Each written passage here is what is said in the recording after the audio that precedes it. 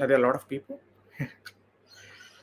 Good morning, everyone. How are you, my lovely listeners? Today, I have a brilliant creator of an AI app called Magic AI dot online. And Mr. Rishi Kapoor is joining us from Sydney, Australia. I feel that his take on the use of AI and how to develop it and make it pertinent to our lives is going to really help us in broadening our understanding of the subject. So Mr. Rishi Kapoor, how are you?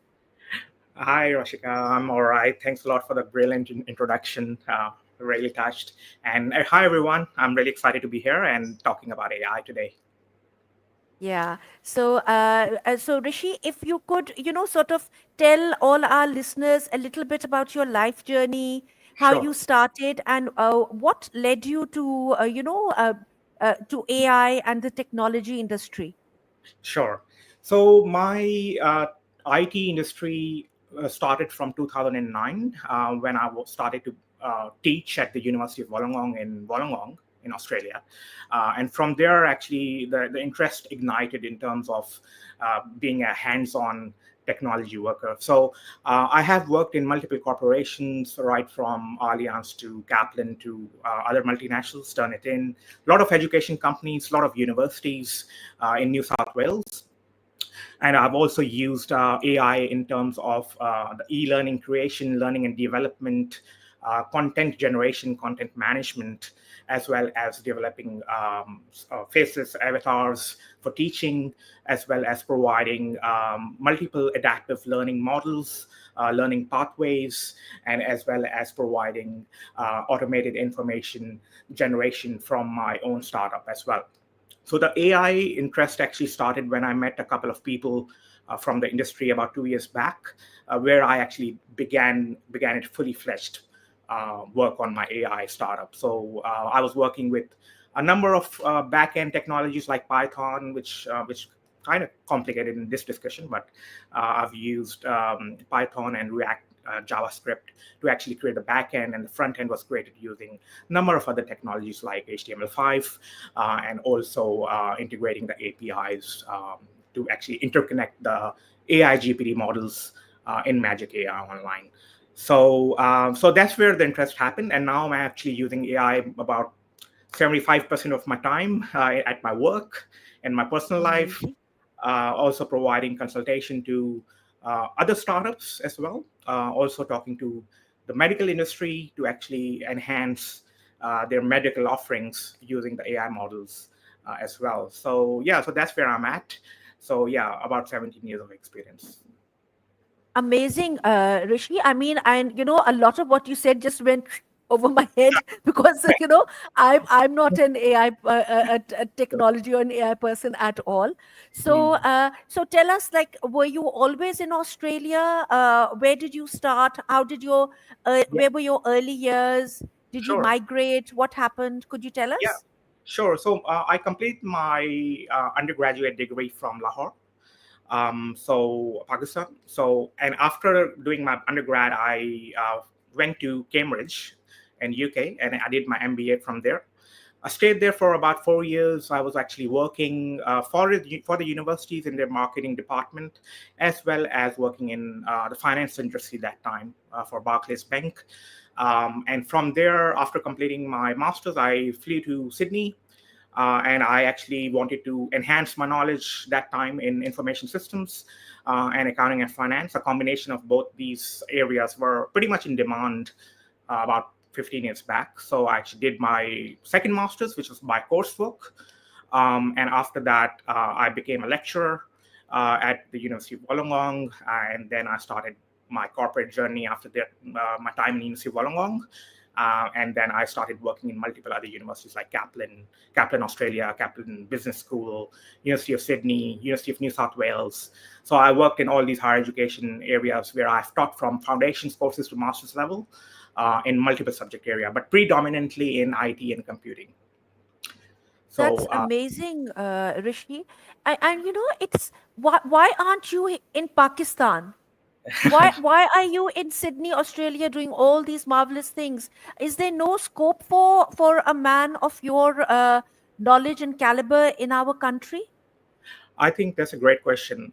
Pakistan really needs enhancement in the technology sector, in every industry, basically. And I have been thinking about that to actually collaborate with some of the Pakistani companies to provide the AI efficiency and AI engineering expertise to their different kind of offices.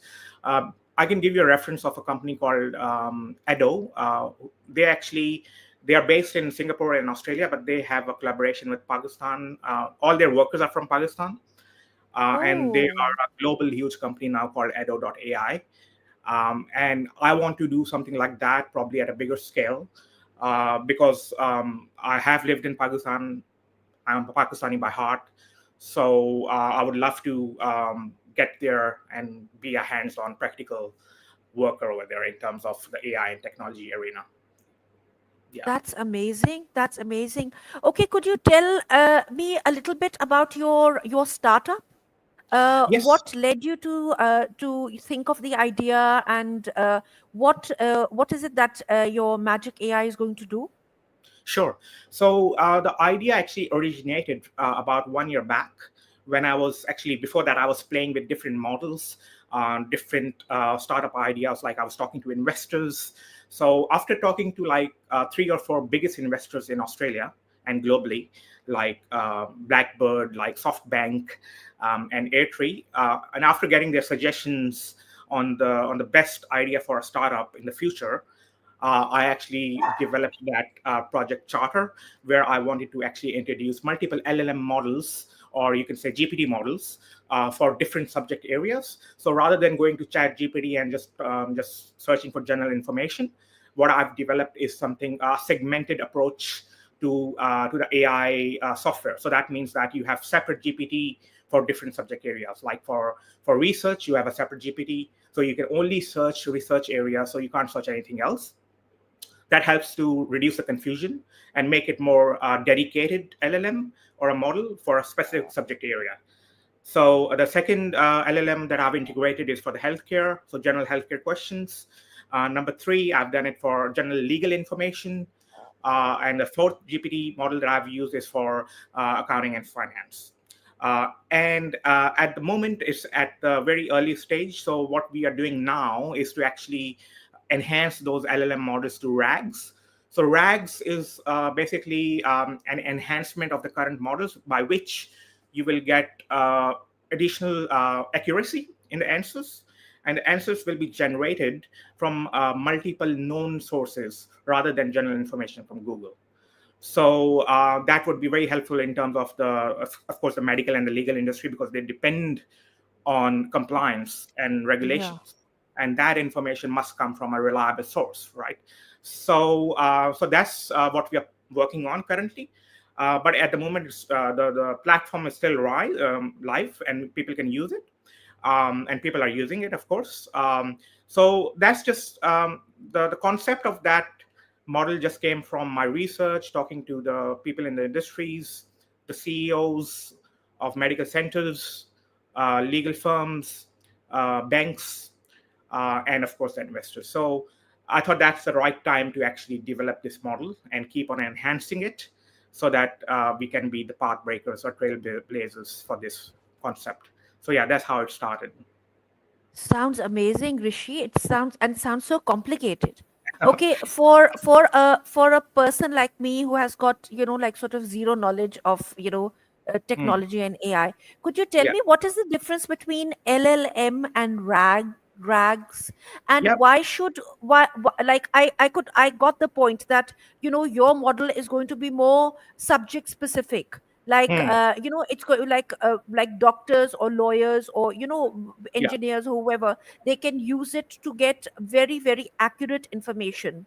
um, Yes. but isn't ChatGPT doing the same? Isn't it as effective?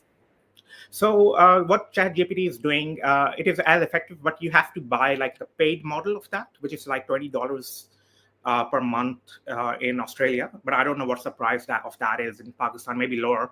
But again, that does not guarantee you for a specific subject area, and does not guarantee you whether that is a RAG model or an LLM model.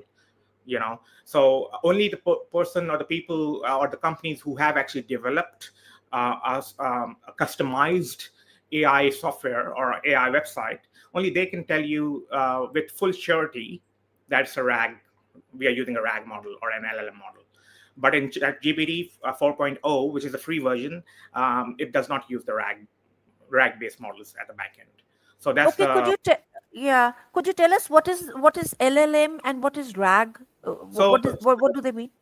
So the RAG is basically a retrieval augmented generation. So it's basically an architecture that combines retrieval-based systems and generative AI models to enhance the accuracy and relevance of AI-generated outputs. So it's basically, as I said, in simple language, it's basically a technology or an architecture which uses such as vector databases, which helps to retrieve relevant documentation and information from a reliable source of origin, basically. So it's basically, you can say, a generative AI model, but with back-end enhancements of actually generating information from real sources rather than general information from Google. So that's Okay, all right. So they'll be more specific, and more, that knowledge is going to be more authentic. yeah, more Uh, authentic. And you all can right. believe it. Even doctors can use it. So that's Oh, how accurate that okay. is. And what is an LLM model? So LLM is a very simple model that we all see on GPT, the unpaid version, free version. LLM means large language model. So it's a generative AI model as well. Means that it's not a predictive one, which means that it's like whatever you write, it'll just search from the internet and provide some references and provide you the very brief information. Because I tested that both those models in a medical setting. So what I've done is I have actually used both the models to actually pass a medical exam, and the LLM model couldn't pass the medical exam. So it Oh, failed. all right. But And the when I RAG used, model could. they passed 90%. Oh, So oh, that's the difference in terms of the information and answers generated from a RAG model rather than an LLM model. yeah. So Yes. LLM is something which which is cheaper. I mean, you can buy credits of it, which is cheaper, and also LLM does not need um, the training of the model. Like you actually have to train the artificial intelligence or the Yeah. software. You have to feed the information. You have to feed the images, graphs, analysis, documents for it to actually work properly, right? So in RAGs, we also have to do that manual work of uploading and putting in information from reliable sources at the back end. So that's why it's expensive. It's time consuming, the RAG model. And LLM is pretty much very similar to automatic generation from the source of internet, which you don't know whether it's true or false. Or yeah, that is it. That is the thing. Yeah, Yeah, that is a big challenge nowadays, because you see, yeah, you have all this information and you yeah. really don't know what to actually believe, Sure. right? And even if you see a lot of videos, a lot of songs, a lot of audios, you don't know what is real or what is fake, right? And Yeah. there are softwares in the market where you can actually use and put the image or the video in the software, and it'll tell you whether this image or video is AI generated or real one. So we have Oh, that. all right. So we have all of that as well. So, Yes. Rishi, like, like there are all these conspiracy theories out there, the fact that AI is developing at such a such an exponential speed, and Yeah. one day it's going to start communicating with each other, and then it's going to maybe decide to that the human race is a burden on the planet, and there's Yes. going to be like a sci-fi, a horror sort of a situation going on. I mean, there's so many movies, so many books, so many stories, Mm. theories out there. So, as an expert in this field, do you think that it is feasible? This can actually happen? Do you think? This can definitely happen. You might have heard the news of Elon Musk. That he developed some upcoming robots which will Yeah. do all your work, housework. They'll drive you. They can be your friend. They can do everything else. They can work for you.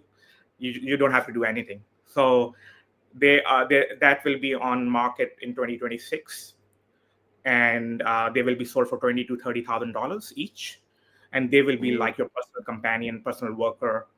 So who will work? Who will go to the job? Who will drive? Who will go to for shopping? Everyone will be sitting at home, and this robot will do everything for you. But So that's isn't number that one. great? But isn't that great, Rishi?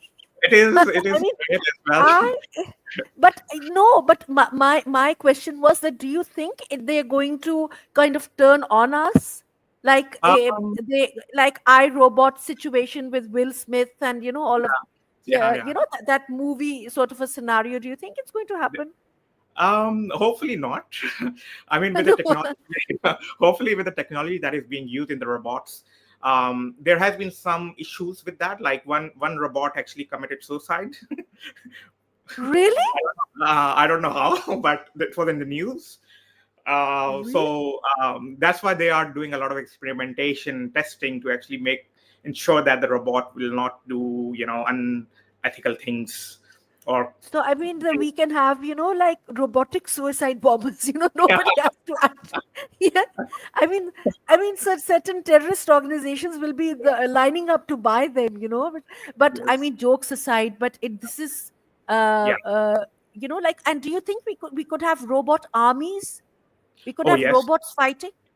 I feel as early as 2050, I think we will have probably full invasion of robots. I feel that because Amazing. the speed and the way the innovation is happening is just crazy. It's just fast, it's efficient. So but the thing for us as people, I think we will be jobless, and nobody will hire us. Everybody will be using their own robots, and we will be just doing manual work, like you know labor work, I feel. So that's a But drawback. But Rishi, won't the robots be doing all the manual labor, like working in the fields and all of that? They could, but I think because creation, like building a house or building a building, still requires a lot of they can probably do the architecture and the framework, but the actual laying of bricks, The bricks yeah, that that would be a problem. that That would, human beings will do. yeah, that I think it'll be a collaboration between robots and humans. Well, I feel that Oh. because it's a very complex and very large kind of work, very intensive work. I don't know whether they would be that precise to do the actual exact alignment of all the bricks. Okay, do you So, think we're going to have robot doctors doing surgery on people? You oh, think that's that already can happening. happen? That's already happening. Actually, Oh my in God. most of the hospitals, what the surgeries, like the surgeries for heart, for the brain, what's happening is the robot is actually doing all the practical work on the person, on the patient, and the doctor is sitting on the computer, actually guiding it, like, and seeing on the screen. Oh. Yeah, that's already happening.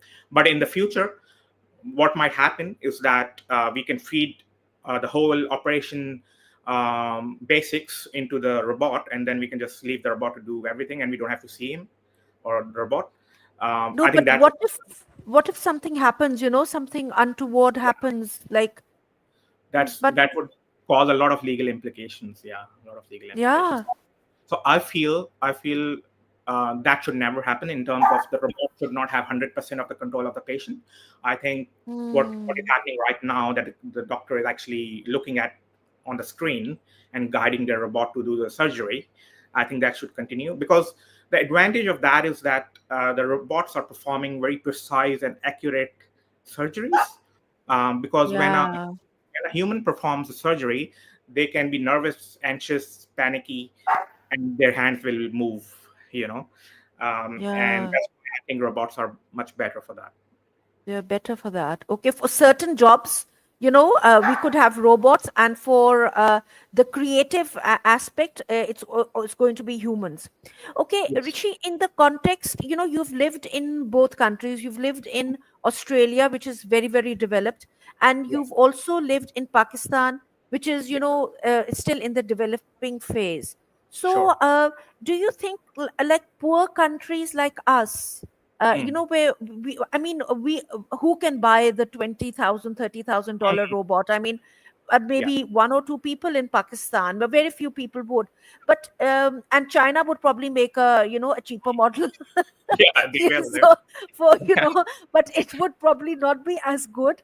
But I mean, it will be there. Yeah. So where do you see us in this scenario? I mean, like the fact that we are not very advanced as far as our education is concerned, not Sure. very advanced as far as in so Mm. many things, and there are Yeah. so many challenges, and they Okay. are like we have basic, we can't even fulfill the basic requirements of shelter, food, Yeah. healthcare, education. We don't even have that. So Mm. what do you think will happen to us?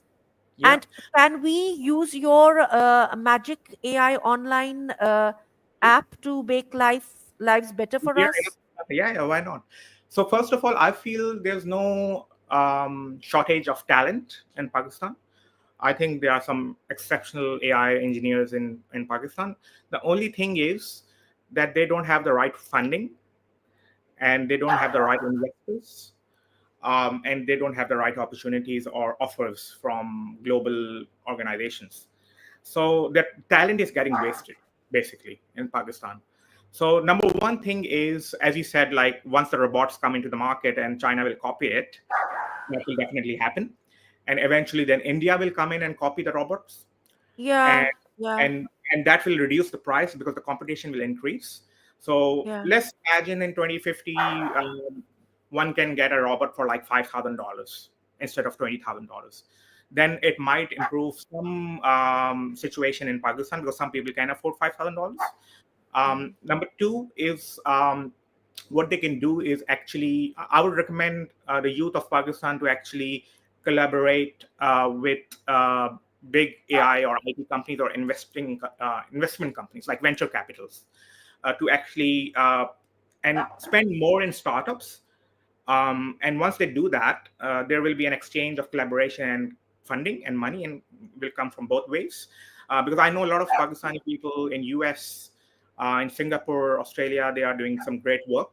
And a lot of and it's a very interesting thing that a lot of AI engineers are in the Asian countries than in the Western part. You know, Oh. if you see the total number of because I've done a research in terms of in the AI arena, in the AI job market, the companies in the US, in Europe, in Australia, Singapore, most of the availability of the AI human resources are from India, Pakistan, China, Philippines.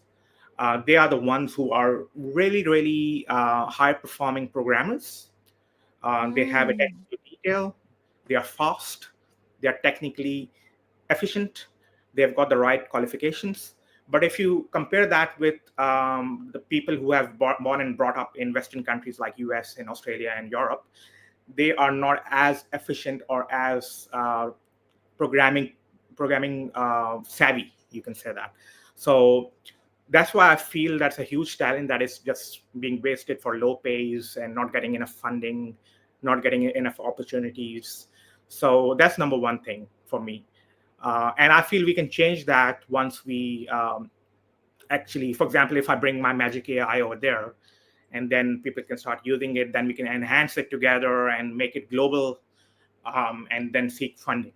And that would actually make the world see Pakistan as the next AI power. That's what I feel. Yeah. But so, Rishi, why don't you bring your magic AI to Pakistan then?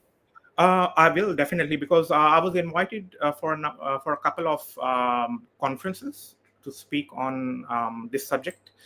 So I'm considering hopefully next year I'm gonna see and travel to Pakistan and then meet some of the heads of the companies and the universities to see what we can do about it, and how we can use it and how we can actually educate and provide more learning pathways and opportunities in this area, and probably work on more projects with the right funding. So what I'll do is probably work on this project next year, and hopefully early next year. So something will work out. I hope so. Yeah, inshallah, inshallah. I hope it all works out very, very well for you. And Sure. it's so brilliant to see, young people like you embracing the new things and, carrying on from there and, making the world a better place and, carving out a niche in a tangle of confusion for like for most of the people like myself, who has not been brought up with AI, but I'm willing to learn. Okay, Yeah. Rishi, how easy is it for people to learn AI, and like how do you make middle-aged, like later middle-aged or older people Yeah. interact with AI? Yeah. Nowadays there are like hundreds of apps. Like there are some versions of Chat GPT as well, which are so user friendly on both the phone and the computer. And I have actually demonstrated few of the things to some of the people who are not AI efficient, and they were pretty much satisfied in terms of the usage, the user friendliness, and also interpreting the answers and knowledge that are actually being generated on GPT. So I feel the middle-aged population, for example, should be going through some of the very easy and short online courses, which I can probably send you the links to, Oh, and they will actually provide them with basic generalized understanding to actually get started, and to use it and to make use of the AI basically. So we are not going into back-end programming or front-end programming or coding or anything like that. No architectures, no solution engineering or solution diagrams, nothing like that. Very simple, hands-on, right from day one. It's like a 3-day to 7-day course online, and they can start using AI very quickly. So I think more of the people should do that. And a lot of the courses nowadays are free as well, so they can use it on their own time. I can recommend you a site called Coursera. So Coursera, you might know, is a global online education site, and they are running some offers. Like you can do any premium course, any plus rated course for free for 1 month. So check it out. I've also done some courses over there. And oh. there are other websites like Udemy. So Udemy is also a very cheap online AI courses website. You can find some customized courses over there. Very easy, very interesting, very helpful. So I've learned quite a bit from there as well. So I think that's the first step for the people in Pakistan who have never used AI in the past. They can simply go to these sites, do free courses, and just start using it. That's it. Yes, I mean, certainly. I mean, education, and getting to know more and learning. That is Yeah. really the key. So, Yeah. Rishi, do you know anything about the Rehan school system? Have you ever heard about it? Yes. Mr. Rehan Allahwala, have you come across? Yes, I have Uh, come across his site and LinkedIn in the past. So I know something about him, but I would love more information about his projects. Yeah, because you see, this is what I mean. He's a visionary in this regard, that Okay. he is, establishing these schools for children in Pakistan to be able to become so, efficient in using AI that they are able to generate an Hmm. income, very quickly. Hmm. So, Rishi, is it true that with AI you can generate income, and like there all these these reels and all these little shorts that you see of people saying that Hmm. I generated an x amount of money by by using AI for ABCD. So is it Sure. possible? It is possible, yes, but I don't know. Well, I feel personally that it'll take time before you build that following. For example, if it's a reel or Mm. a short or a video, because the Mhm. income is generated based on the views and the clicking of sponsored ads. That's number one. Number two, Mm. I know a lot of people who are working using AI and Canva, and they are doing a lot of work on websites such as freelancer.com, upwork.com, um, and they are actually doing a lot of graphic design work, a lot of video editing work using AI, and a lot of like some of them are actually seeking e-learning courses development. So a lot of them are actually creating the whole courses using AI for them. But nowadays there are so many softwares that they have AI built into the software. Like for example, if you're developing a course, e-learning course, the software will have an inbuilt AI system by which you can actually generate the whole curriculum for the whole semester in one click. Mm. So that's Amazing. I mean, yeah, that's happening. Yeah. so So, um, so as the time goes on, more people will find out, right? More people will find out how to use it, how to use AI within softwares or do the Canva work themselves, and that will impact the people, the freelancers who are online doing that work using AI at the back end. So I feel the future is bleak, because a mm, lot of people are actually getting that knowledge, that information that they can do a lot themselves rather than you know paying a freelancer. So mm, that income generation that is happening currently, which is happening, I know, but it will reduce gradually. mm, So I feel we have to be prepared for something innovative. I don't know how innovative we can go from AI, because AI has like captured everything. mm. The only So people we, who, yeah. yeah, so the only people that are earning are at the moment are actually the coders and the programmers. Okay. So Yeah. the coders, because they will never. I was having an interview with somebody, and Mm, he's a child. He's 17 years old, and he mm. told me that a coder or a programmer is not going to go out of work. Yeah, they won't. Like, because I'm an English teacher, I am already out of a job, so I probably will become defunct, Mm, absolutely defunct in about in a few years. So yeah. what would you advise people like me, Mm, teachers who are not, obviously we are not, we mm, don't know each and everything about our subject, but we have yeah, some grasp over it. So, yeah. what can we do, using AI to generate an income?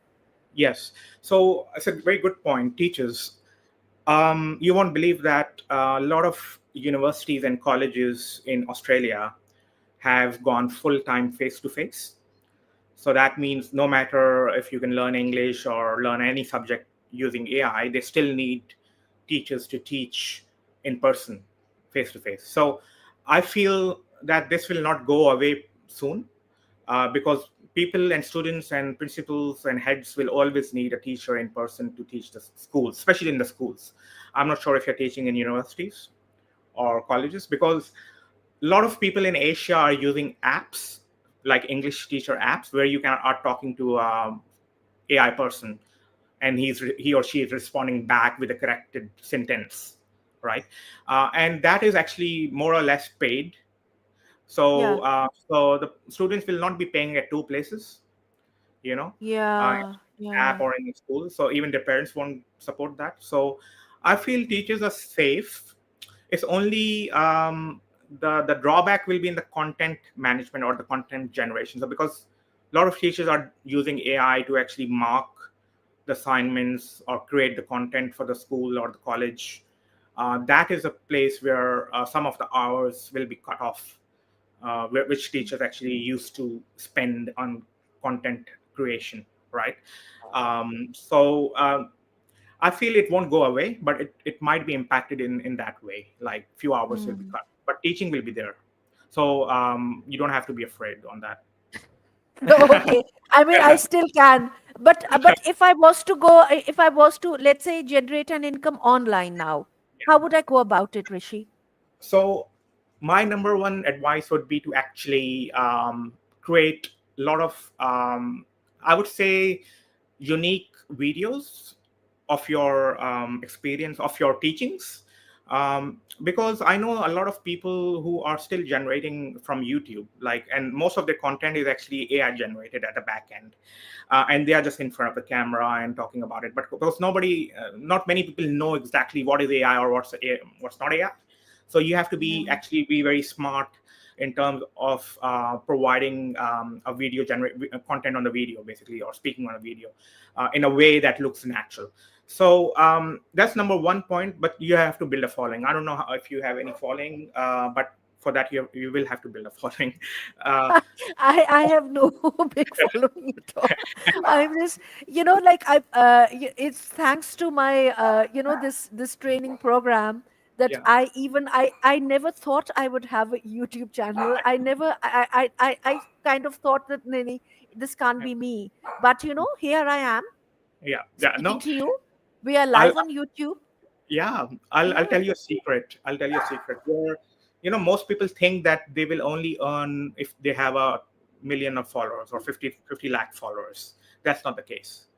Even if you have 1,000 followers, but your videos are being watched like a million times or lakhs of times, you will earn the Yeah. money. So many people are Yeah. about that because they work on building the following, but they're not getting the views. So Views. Yeah. even if you Yeah. make few videos, but make it so Yeah. well that you Mm. gather a lot of views on it, you'll still earn the income. So that's Yeah. Yeah. yeah. Certainly. Certainly. So And the it's been, yeah. Yeah. yeah, and the Yeah. other Carry thing on, Rishi. where you can earn money is, what you can do is, I don't know if you know about the freelancer and the Upwork website. You might know. You can actually sell your content. Actually, there's a very good site called teacherspayteachers.com. So a lot of teachers like you over there, they create the content for schools basically, and they sell the content to other teachers basically. Because, for example, you are busy Oh, and you don't have time and you have a class coming up, you just go to teachers pay a few dollars, and buy the whole curriculum. That's the way of that can be done. That is yeah. certainly that can be explored. Thank you I, so much for being. Yes. Anything else you would like to add? Yes, Rishi, I'll you're just just yeah, spewing wisdom. Like sort of telling us everything. Yes, go on, please. Tell us I'll, more. Tell us I'll more. I'll just give you all the links that I talked about for your audience, Okay. Yeah. and they check it out. But yeah, Yeah.